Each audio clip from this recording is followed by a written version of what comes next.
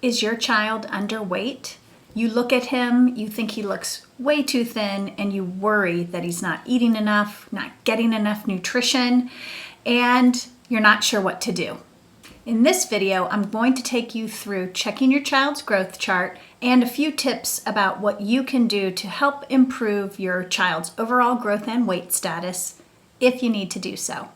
I'll also talk about whether or not you need to think about using a caloric supplement or a multivitamin supplement for your child, and some food ideas to incorporate into your child's diet if you need to do so.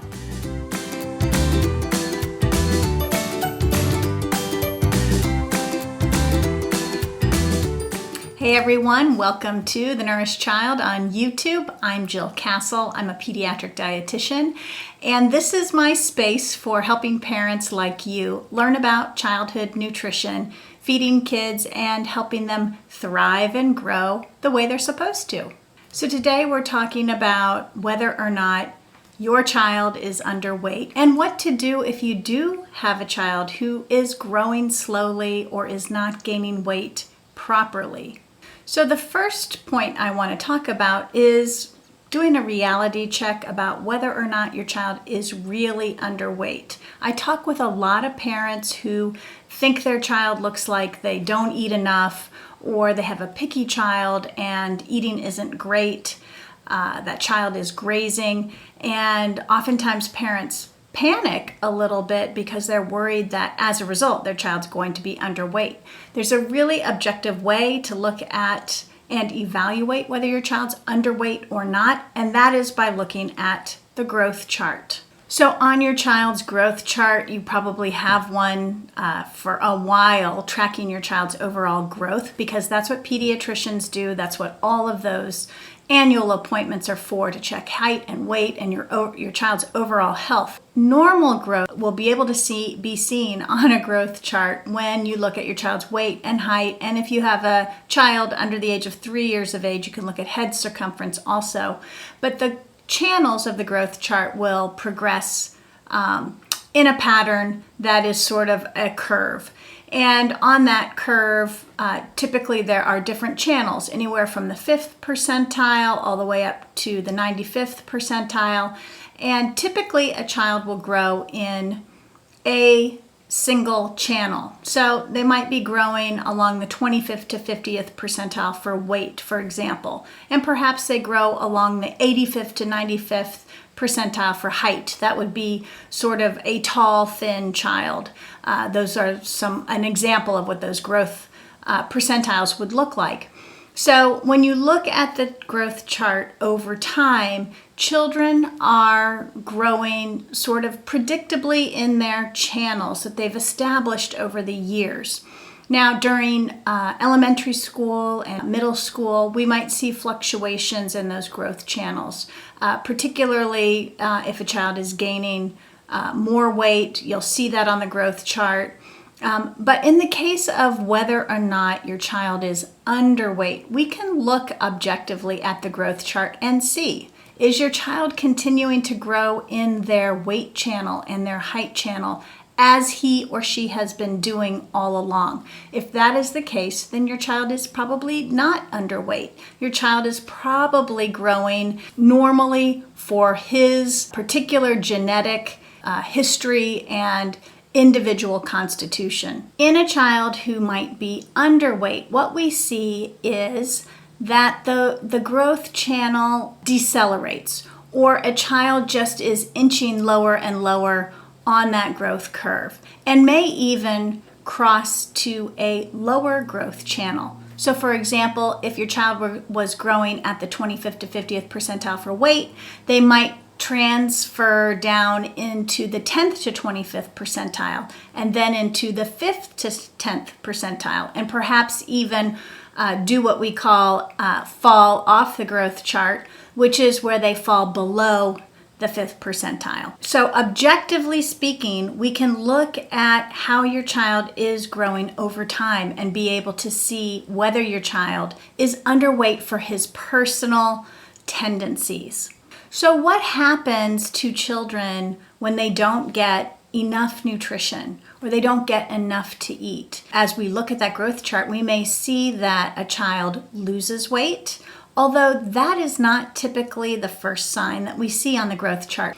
So we don't see dramatic drops off of the growth chart initially when a child is not gaining properly. What we see is a flattening of the line on the growth chart. Now, over time, there can be acute weight loss. There can be situations where children get sick, for example, and lose a few pounds during their illness. Typically, though, children will rebound and put that weight back on. Over time, however, if a child is not getting enough nutrition, they may not only show weight flattening on the growth chart, they may show acute weight loss, but over time, what we call chronic insufficient calories, over time, that lack of weight gain or that flattening on the growth chart will start to impact your child's height. So we can see slowed growth in the height curve as well if undernutrition or not getting enough nutrition is a chronic pattern. The other thing that can happen when children don't get enough to eat is that they become fatigued, their attention is impacted, they have a hard time paying attention, they might have a hard time learning, and that might be associated with not only just not getting enough calories and nutrients like protein or fat, but it can also be associated with not getting enough micronutrients, things like iron and zinc and B vitamins, and some of the fat-soluble vitamins like vitamin A or vitamin D. So do children who are underweight need a supplement? That's a great question, and it's really something that you should discuss with your pediatrician or with your dietitian. And if you are curious to know whether you need a registered dietitian, preferably a pediatric dietitian, to help you with your child who might be underweight, I would direct you to one of my recent videos on the differences between a pediatric dietitian, a regular dietitian, and a nutritionist. That video will give you a little bit more information around who is the right person to get help from. But whether or not your child needs a supplement, and there are a variety of different supplements out there, is something that you should discuss with your pediatrician. So when I look at children who aren't eating well and who may not be growing well, I want to understand what vitamins and minerals they may be missing out on. So I would do a diet history, a complete nutritional assessment to find out where the potential nutrient gaps might be existing. Another thing, though, is if your child is not gaining and growing well and is underweight, then a liquid supplement may be something that is in order. Things like Carnation Instant Breakfast or Pediasure or Orgain shakes for kids. These are complete liquid nutritional supplements that not only have calories, protein, and the other macronutrients, they also have the vitamins and minerals that kids need. Again, discuss this with your pediatrician. I personally prefer trying to address issues with children's weight and growth with food first. And if we can't do it with food, then we fill in those gaps with supplements and micronutrient supplements as well. And last, I have a few tips for you around food and feeding that you can put into place if you do have a child who is underweight. Number 1, boost your child's calories in the foods he's already eating. So you can add things like fats and oils, things like avocado, nut butters, to the foods that your child is already eating. For example, if your child likes corn, add butter to it. If your child likes a particular vegetable, saute it in oil or add a dip that your child can use alongside. If you have a child who likes peanut butter or cashew butter or almond butter, add it liberally to the foods that he's eating. These foods are higher in fat, and if they're a plant-based food, like a plant oil, like olive oil, or a nut-based food, like nut butters, these are going to be full of healthy fats for your child. Things like butter and whole milk and yogurt, whole yogurt, things like that, those are also, they're from animal products, and so they have a source of saturated fats, but they do add calories to your child's food. And it's not going to be one thing that you add to your child's food that's going to correct everything. It's going to be really thinking about, okay, here's breakfast. What can I add? What calorie dense food can I add? Maybe I'm going to add cheese to my child's scrambled eggs. Lunchtime, perhaps I will put nut butter, jam, and maybe a little extra butter on the bread before I make the peanut butter and jelly sandwich. Or at night, if you're making pasta, maybe I'll toss that pasta in olive oil after I've boiled it, and then add the sauces on top of that. So think of creative ways where you can build in more calories to help your child. One of the warnings I will add about this is that if you have a picky child and you start to alter all the foods that he's eating, that can get you into trouble sometimes, because some children who are choosy about the foods that they eat will refuse foods if they've been altered too much. So be careful with that tip. Figure out, you know your child best, figure out where you can add some calories to the current foods that he's eating, and think about the modifications you can make in the way that you prepare his food or her food, so that you can add more calories to the foods that he or she is eating. Another tip I have for you is to start to incorporate a pre-bedtime snack.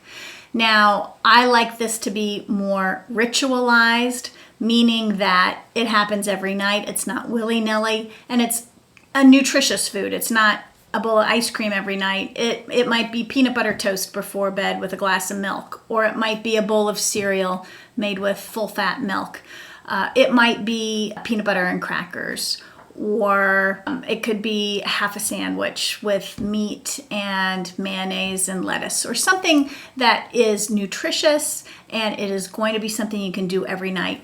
That pre-bedtime snack adds some calories to your child's diet. Your child then goes to bed. He's not active. He's not burning those calories off. And that pre-bedtime snack can really help with children who are underweight. But again, you want to systematize that, make it a regular part of your day-to-day routine. And that brings me to my last tip, which is number 3. Stick with a meal and snack routine. Even if your child doesn't eat, knowing that you're offering food every 3 to 4 hours, breakfast snack, lunch snack, dinner snack, will help your child get into the groove of eating every 3 to 4 hours. It will help rebuild that appetite if your child has sort of lost sense of the appetite. It'll help him re-engage because it will fire off all those hunger hormones and the digestive process. So that will help your child. But keeping it very structured and very routine will help you better be able to target some of those foods and nutrients that your child might not be getting enough of, and incorporate those things into his diet more frequently. And that also leads me to say, make sure snacks are healthy and nutritious, nutrient dense, and have a good source of calories to them. Because when you have a child who is underweight, every bite counts. We want to make sure that every bite goes to nourishing your child and helping him get back onto his regular growth trajectory. Okay, folks, that's it for today. I hoped this video on child underweight is helpful to you. Let me know in the comments below if you have any questions, and while you're here, please hit the subscribe button and like or comment on this video. I'll see you next time.